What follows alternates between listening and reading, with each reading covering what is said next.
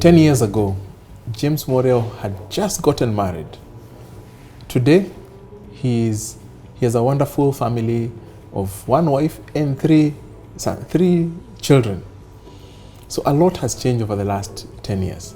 And we want to get to understand how does he manage to balance between work and his personal life. Stay tuned in. My name is Mworia, the Managing Director of Nabo Capital, and you're watching Invest in Africa. So James, excellence on all fronts. You've executed very difficult deals over the last 10 years. Personally, I've been aware that you still remained an avid reader. You enjoy kickboxing in the morning, and on Saturdays, I think there was one Saturday, so you posted you did 70 kilometers cycling. That's not a small achievement. On the family front, I continue meeting you with your family, wonderful, loving family, and wonderful, loving husband and father. In fact, one of the things that always stands out for me is that you never miss your children's Parents' Day. That's quite interesting. And on top of that, you have also gotten appointments in the society, like, for example, the Chancellor of Machakos University, and you're now the chairman of Laikipia County Development Authority. So just how are you able to do all these things and remain excellent?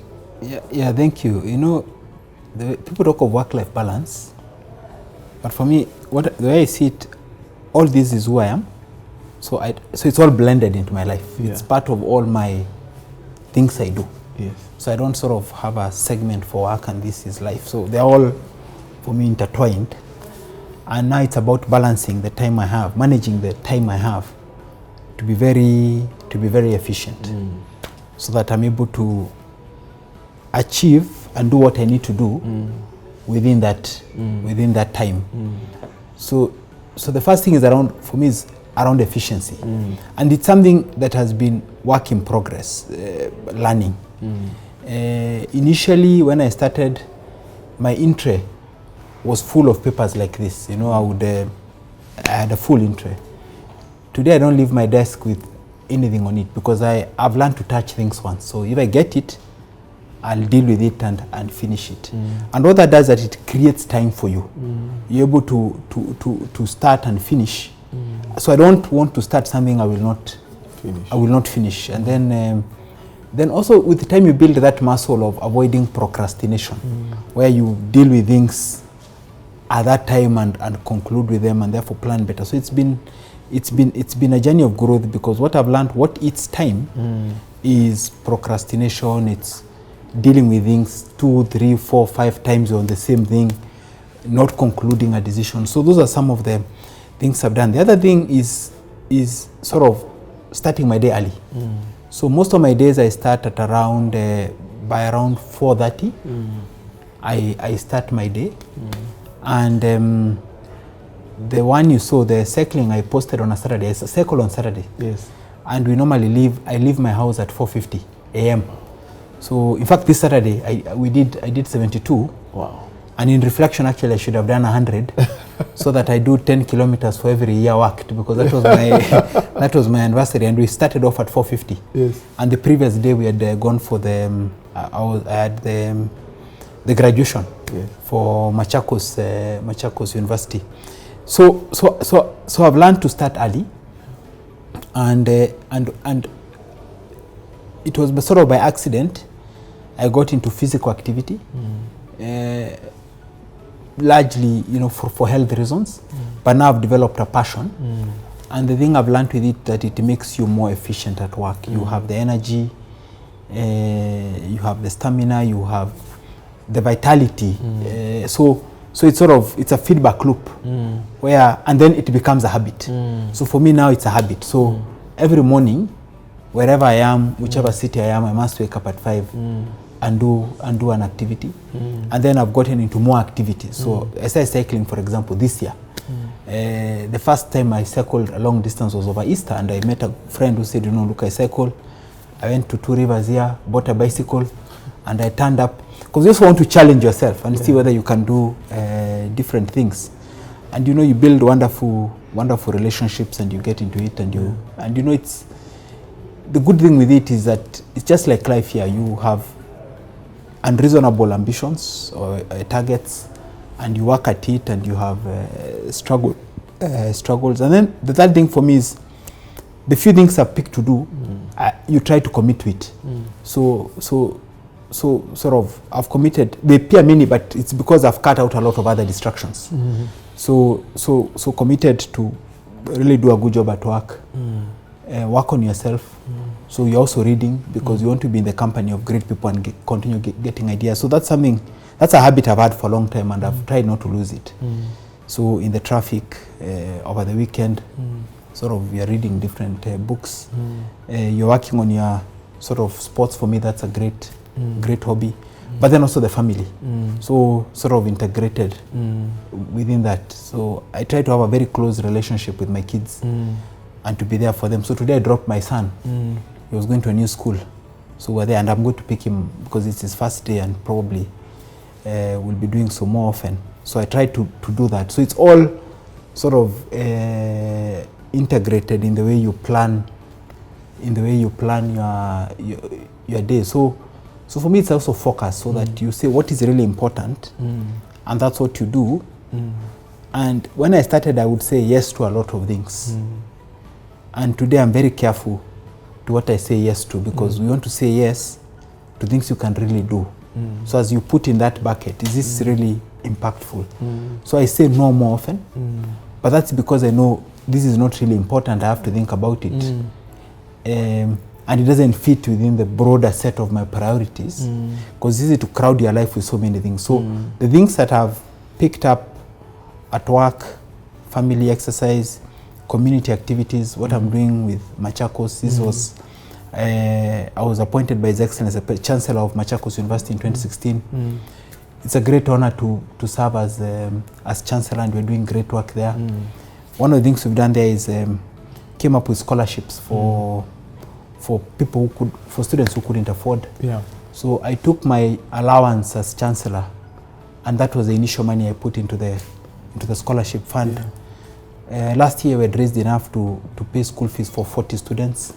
And this year, the graduation, we had an impromptu harambe at the lunch after the graduation, and we added another 48.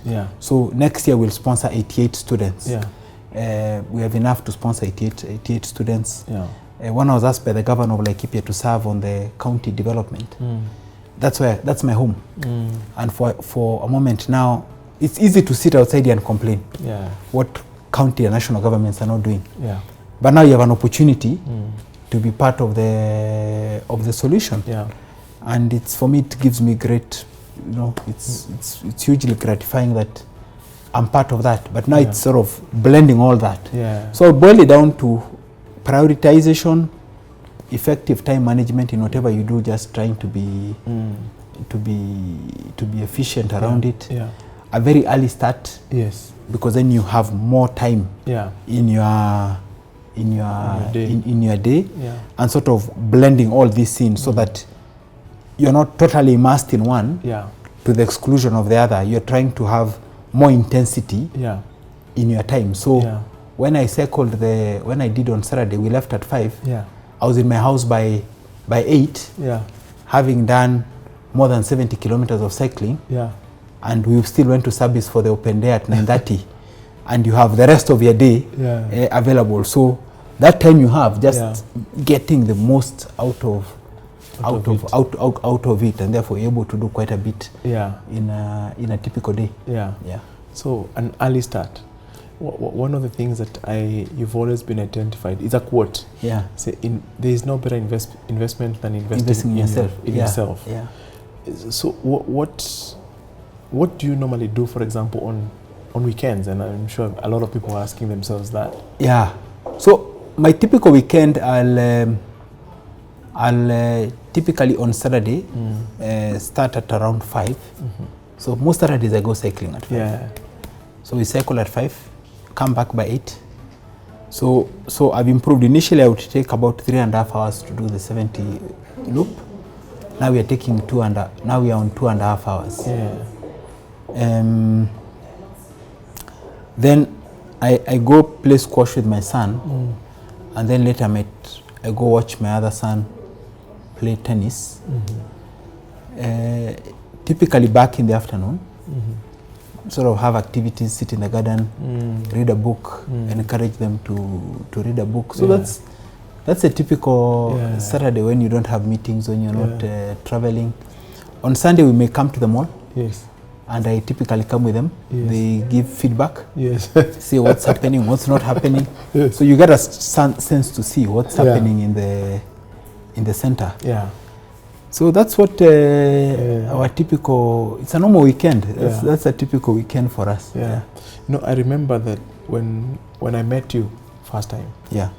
I think it was 2004. Yeah. One of the things that stood out for me is that you used to import books from Amazon. Yes, yes. In cartons. That was we were young men then. Yeah. And you've kept that habit until today. Yeah. So which books are you reading? Books are some of my my extravagances.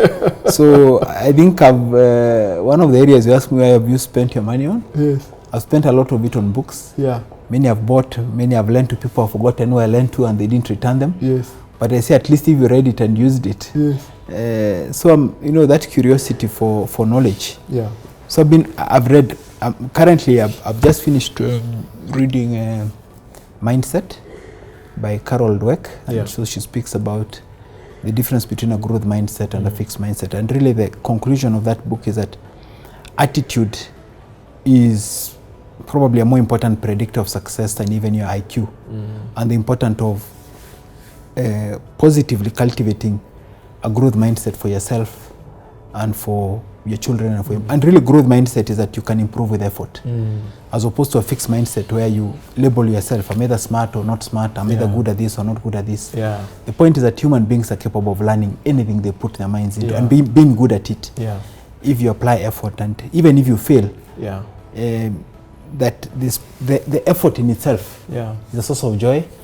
I also enjoyed reading Principles by Ray Dalio. It's a big book, 600 pages. If you've not read it, I encourage you to read it. It's about his story, how he built Bridgewater Associates to be one of the most successful investment companies from nothing in 1983. Today is about 70 years, and the lessons he has learned. And as I was reading it, I thought he was speaking about me. Because some of the things I read there are issues sort of one goes through. I am also reading a book now, How to Count What Matters. I think something to that effect on my Kindle, by one of the leading venture capitalists. And so he's speaking about his mentor and where he began in Intel, Andy Grove. And how he set very high standards, and sort of the point there is around getting clarity on the vision. Then moving from the vision to the objective. An objective that you can have a 3-month target on, and then defining a measurable result. And then holding yourself accountable to that result. Because many times you have visions, which is great, but unless it comes down to a result with an action and focus, and what he learned from that. And so it's around how to measure metrics that make sense. And I like it because sometimes I sometimes get feedback that I'm very performance oriented. And in fact, my weakness is sometimes my relationships are colored by people's performance. So if I sense you're not delivering, it affects my personal relationship. So that's one of my weaknesses. So sometimes when you read about it and you realize actually you're not extreme, the other people are like you, and so sort of encourages you. So it's always, so that's what I'm reading now. No, I think I'll definitely pick up on those books. And I like that book titled The Mindset, Positive Mindset. Because I think it sums it all. Mindset, on how you've been able to achieve and excel in all the fronts. So there you have it, our audience. My name is Paz Mushiru Mugo. Thank you for watching, and you're watching Invest in Africa.